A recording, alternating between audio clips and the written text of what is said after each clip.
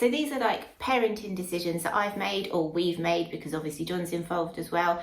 And the reasons why we're doing this, we parent quite a bit differently to how we were parented. And this isn't like an attack on anyone, like however anyone else wants to raise their children is absolutely nothing to do with anyone else. But I thought I'd share like our parenting decisions and the things that I don't do as a mum. Okay, starting strong with this one, sleep training, and specifically cry it out and controlled crying. I couldn't do it. There is absolutely no way I could leave Babybel to cry. Like crying as a baby and as a toddler and as a child, it's communication. There's obviously a reason why they're crying, and I just couldn't leave her to it. So if we were to leave them to just cry during the day, social services would be called. It would be classed as neglect.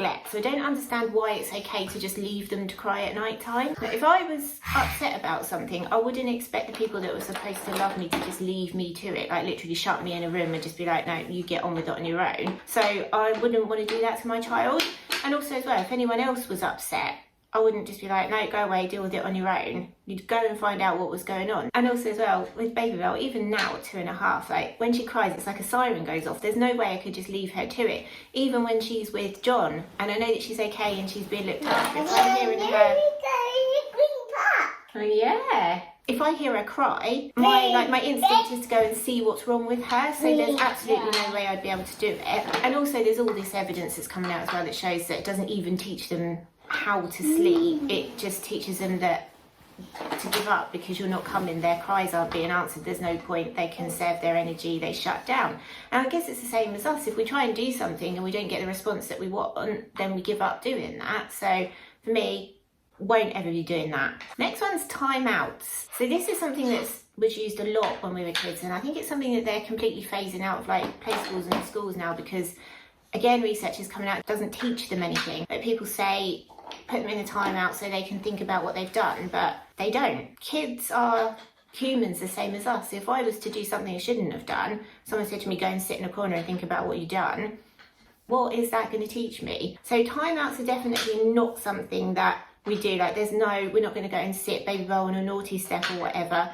If there are situations when she's doing things that she shouldn't be doing and she's not stopping, we remove her from that situation. One of the things is that she likes to jump on the sofa. She's not allowed to do that. She gets taken out of the living room if she doesn't stop jumping on the sofa. But she goes with one of us. We don't just be like, get out. Yeah, sit down on the sofa. We don't just send her away to be like...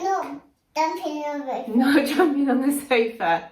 We don't just send her away to be like, you know, go and think about what you've done. And I think it just escalates it as well, because they're not going to sit there and they don't know how to regulate their emotions. They're not going to sit there and calm down. It just makes them worse because they don't understand what's going on. This next one, I can't believe that it's still legal in this country. It's still legal in England to smack your child. There is absolutely no way that I could ever imagine smacking Babybel. She's tiny. I'm like 3 times the size of her. You're not allowed to hit your partner or your dog or your work colleague that's annoying you. So why are you allowed to hit your child, which is what smacking is? I mean, let's face it, people can say smacking is not the same as hitting. You are physically hitting your child, whatever way you want to call it. Apart from the fact that it's just horrendous, what does it teach them? Like, it teaches them that it's okay to hit something that you're not happy with. It's okay to use violence against other people.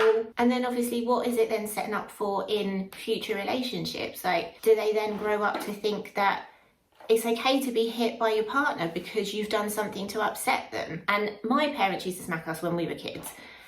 And it didn't teach me anything other than to lie to them. So when I was a kid, like, I would come up with any story to get out of getting told off. Mummy was a kid, yeah. Mummy used to be a kid. And then now, when I look back at it, it makes me resentful. I think, how can you hit like a tiny 5-year-old child? I genuinely don't understand it. And you get a lot of people saying, oh, I was hit as a kid and I turned out okay. Well, you didn't, did you? Because you're actually saying that it's okay to hit a tiny, tiny child. I think there's 2 types of people as well, isn't there? There's the one that do it out of anger and hit their child, which I get that. I get that they wind you up and you get frustrated, but there hasn't ever been a point where I've wanted to hit her. And I think if you do that, then you need to work on your own emotions and how you control them, because you're obviously not quite in control of them there. And then there's the other option, which I think is even worse, and this is what my parents used to do, is that you actually specifically take them away to issue that punishment, and it's like you are intentionally taking them away to hit them.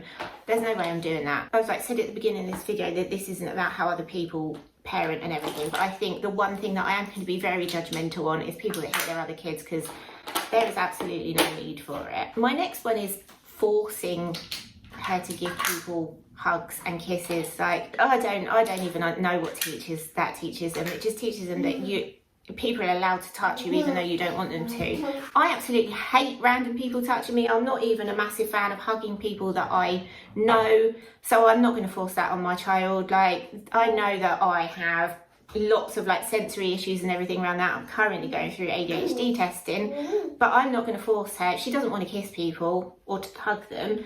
Like, I remember, you know, being forced to hug and kiss people that I didn't even really know when I was a kid, just because they were family members. I don't want random people touching me. If she doesn't want people to touch her, well, I'm not going to make her do it. If it upsets people, tough, they need to get over it. This next one, I don't get this one either. Like, there was a trend going around of scaring children for fun on TikTok. They were basically locking their child in the bathroom and with this like scary filter, closing the door and then leaving them, and the kids are absolutely hysterical. And you get that a lot. You get people scaring their kids intentionally and thinking it's funny, like sitting them on Santa's knee, and they absolutely hate it. And I think it's just like some sort of power thing. I'm sure that a lot of this stuff that gets done is like people that are emotionally immature and think it's funny to like scare their kids. Baby Belle's got this thing at the moment about saying boo and wanting you to make her jump, and she does it back to you. Boo. I did it to her the other day when she wasn't expecting it. She cried. It didn't really make me feel good. It was kind of funny, the fact that she'd been doing it to everyone, and then I did it to her and she didn't like it, but I'm not going to do it again like that because she didn't like it. So it's just... Mummy and Daddy like it. Mummy and Daddy like it. It's just not for me. Boo. Okay, the next one I've got is criticising her appearance. So my parents are in for a shock if they watch this, because they used to do that to me a lot. I've never had a particularly good self-image because of things that were said to me as a kid. Started off with my parents, and then obviously like you get kids when you're at school and stuff that say things, and I think where my parents had already said it, for me it's then sort of become an issue. I've had comments on my teeth, my nose, the fact that I was tall and skinny, that I put on weight as I got older, that I had some stretch marks, and it's just those things when you're a kid, they just stay in. I mean, obviously when you're an adult as well and people talk about your appearance, you do like tend to take it on board, the critical stuff more than the positive stuff. So we're not going to talk about her appearance. We do talk about her appearance and the fact that she, you know, we think she's absolutely beautiful, but we don't make a massive thing of that either, because I think then it can go the other way as well, and that is just all about how she looks. But I want her to grow up to be confident in the way that she is, and not just focus on things that people have said are an issue. Next one is another one that I experienced, and to this day I still cannot face spaghetti bolognese. I mean, it's been about 35 years since I last went through this. There is absolutely no way I'm going to force her to finish a meal. I used to sit there for hours and hours and hours at the dinner table with a spaghetti bolognese in front of me, cold, congealed. Steak and kidney pie is another one that I absolutely could not stand and would not go anywhere near now. Sometimes I even got the same meal for breakfast. I think that only happened like once or twice. I'm assuming that I went to school starving hungry. I don't know. I don't remember much about it. I just remember everybody else finishing their dinner, going off, doing what they were doing, and me just sitting there for hours. And then it was bedtime. There's no way I'm going to be forcing her to eat things that she doesn't like. That's not to say that she lives off chocolate and crisps and sweets, because she does have, like, she has to have proper meals, but there will always be something that we know that she likes in there. And then she's more likely to try the other stuff as well. But if she's not going to eat her broccoli, I'm not just going to make her sit there and eat it, because it does not achieve anything other than giving you a really, really, really bad relationship with food and an absolute hatred of anything that is similar to what you've been forced to eat. Using food as a reward is another one. Now, This wasn't massively something that I experienced, but it's something that I see advocated quite a lot, sort of like potty training, give them chocolate when they go on the potty. Potty learning, give them chocolate when they go on the potty, give them a chocolate if they've slept through the night or whatever. And I mean, I grew up in like the 90s and noughties where food was labelled good and bad, and like sweets were only something that you had on a special occasion.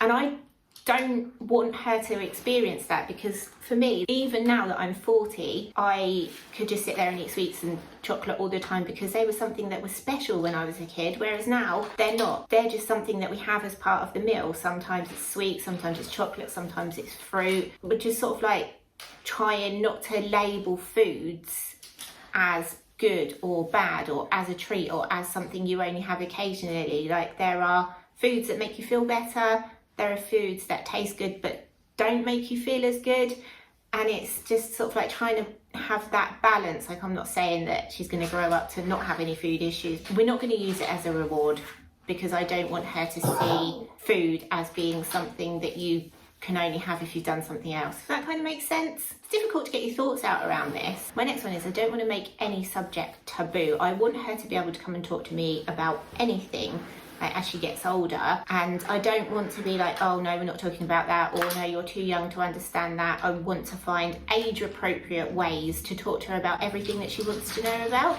Like, obviously I'm not going to go into details about some things. There's some things that she's not going to need to know when she's 4, but she can know like the basics of it, and I'm going to need to learn how to talk to her about these sort of subjects. And I'm not going to say these sort of subjects out loud, because she's listening, she takes everything in, she repeats it back, she learns it all. But there are certain things that she is going to want to know about, and I might feel uncomfortable talking about, or I might not know anything about, but I need to learn how to talk to her about them. My last one it's been quite an interesting learning curve for us, and it's not giving any body parts cutesy names. Now, I hadn't even thought about this. Like, when she was sort of younger, we did talk about what we were going to call certain body parts, and it's like, well, I don't really know. But then sort of looking into it, there's been a lot of reported cases of kids talking to adults about abuse, but the adults not realising that they're talking about abuse because they're calling certain parts of their body like cookie or something ridiculous like that. So Babybel knows the proper words for things. Like, at the moment, she knows about what's on her outer body, she knows what's there, she calls them their proper names. And it was quite interesting for us, because we've never, like, for me, it was just called bits. That was what we called it when we were a kid. But she knows the proper name for it, and it was quite difficult to get into sort of like the habit of saying that, because it kind of felt like it was a word that you shouldn't be saying. But she knows, and we're not sugarcoating any of it. As she gets older, we'll teach her more about it. So guys, there are my things I don't do as a parent. A lot of it stems from when I was a kid, and the things that I look back on and think, well, I don't kind of think that's not really right. Like I said, it's not judgment. I mean, if people can notice their kids how they want to, apart from the smacking thing, I don't get it. And I would definitely judge someone if I saw them hitting their kid out in public. But other than that, everybody has to do what's right for them, and this is what feels right for us. This is what feels right for us right now. I mean, as she gets older, there'll be more things that we don't do as a parent. I don't see that I'm going to go back on any of the things that I've said. Like, even when she gets to like 4 and she's a complete terror, I still don't see how putting her in timeout is going to work. But there we go.